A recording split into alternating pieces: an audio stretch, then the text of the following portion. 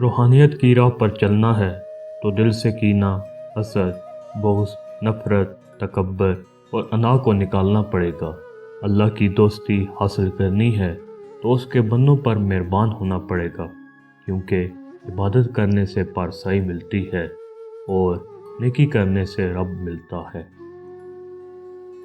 ہر رشتہ کہیں نہ کہیں مان توڑ دیتا ہے اور ہر تعلق کبھی نہ کبھی کرم کھو دیتا ہے۔ یہ صرف اللہ کریم کی ذات ہے کہ جس کا آسرا سدا قائم رہتا ہے۔ لوگ سیرت کا رونا یوں ہی روتے ہیں، بات سب شکل دیکھ کر ہی شروع کرتے ہیں۔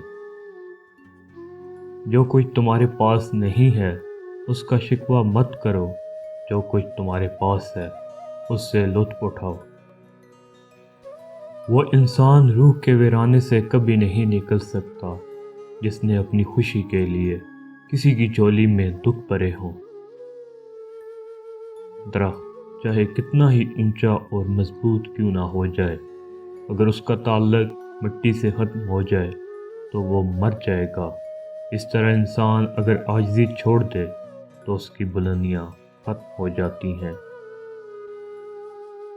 زندگی ہمیشہ ایک ہی دھارے پر رواں دواں نہیں رہتی، اس کے رنگ، پہلو، انداز بدلتے رہتے ہیں۔ برا وقت اچھے وقت کا پیغام لے کر آتا ہے۔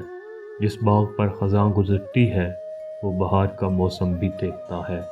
ہمیں بس رحمت، امید اور صبر کا دامن تھامنا ہوتا ہے۔ تعلیم کی کمی کو تربیت اچھی طرح ڈھانپ لیتی ہے، لیکن تربیت کی کمی کو تعلیم کبھی پورا نہیں کر سکتی۔ تعلق اور رشتے فرصت کے نہیں بلکہ عزت کے محتاج ہوتے ہیں۔ جتنی عزت دی جائے اتنے ہی گہرے ہو جاتے ہیں۔ شرط دو طرفہ عزت دینا ہے۔